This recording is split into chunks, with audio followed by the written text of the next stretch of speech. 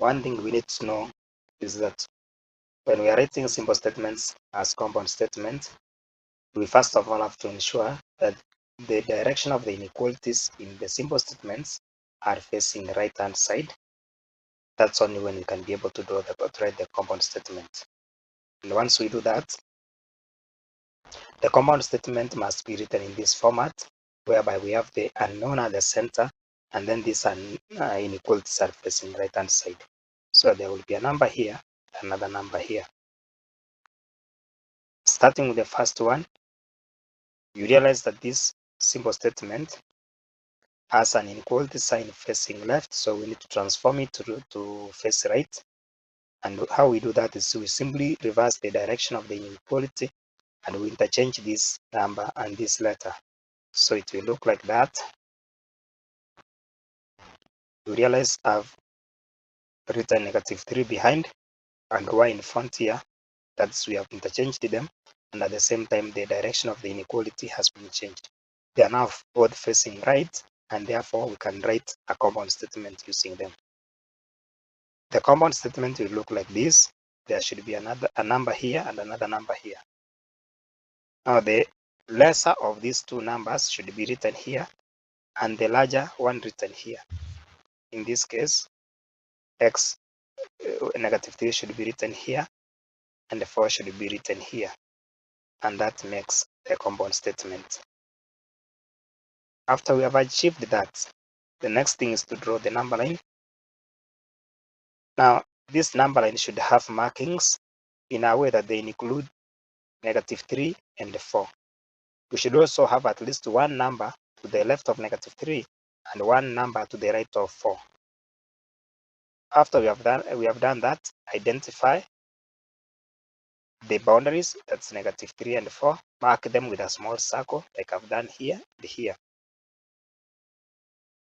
If the inequalities used here are less than or greater than, you don't shade these circles, you just leave them unshaded. But if they could be smaller than, less than or equal to, or greater than or equal to, then we need to bolden the circles. Now that the inequalities used are less than and greater than, we shall not shade. So you now bolden the region between the two points that you have identified to be the boundaries, as I've done like this. When you are through with that, bring the inequality and you label it up here. That represents the name of the inequality that you have used to draw the number line. So that's how we draw the number line. Ensure that there is an arrow here and an arrow here, because it shows that the numbers we have used here are not exhaustive. There are some other numbers we have left to the left of the number line and to the right of the number line. Now we come to the second question. The second question is this. The first simple statement is correct. This one has a problem. The direction is facing left. We need to transform it. So when we transform it, it will change direction to the right as it is required. And we interchange x and 5. You can see we have interchanged them. Now the inequality sign is facing right, and this one is also facing right, meaning we can use them to write the compound statement. And the compound statement will look like this. Be careful to use the inequalities that are that are between the number and the unknown under consideration. The inequality between x and 5 is less than or equal to, so you must have the same here. And the inequality sign between x and 9 is less than or equal to, so we must have less than or equal to here. After that, we have to draw the number line. You see the number line has 5 up to 9, and then it includes some numbers to the right of 9 and a number to the left of 5. Identify the boundaries. The boundary is 5 and 9, so I've identified it with that small circle and a small circle here. Then you bolden the line between the boundaries as I've done. Now, since the inequality used here has equal signs components, this one is less than or equal to, this one is also less than or equal to, it means that circle should be circled, should be bolded or should be shaded. So we shade this small circle when the inequality that is representing it on the compound statement as the equal components. If it doesn't, you don't shade that circle. Now this one has an equal component, therefore the circle marking the boundary must be shaded. This one also has an equal component, meaning the circle marking the boundary must also be bolded or shaded. Now we come to the third one. The third one is this one. You can see the first simple statement has a problem. It has to be edited. It has to be adjusted. So we have to reverse it and we interchange these two. And when we do that, we shall have -5 come here. R is written in front.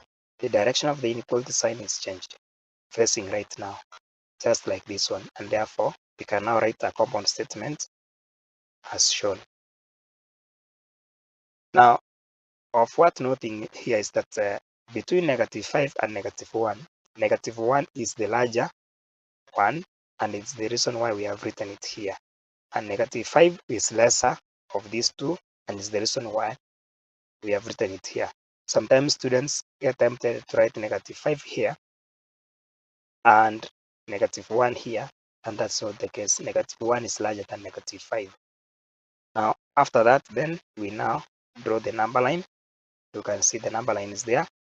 It has numbers between -5 up to -1 included, and there's also at least one number to the right, one number to the left. Now, if you look at the boundaries are -5 and -1. Identify them with a small circle, here.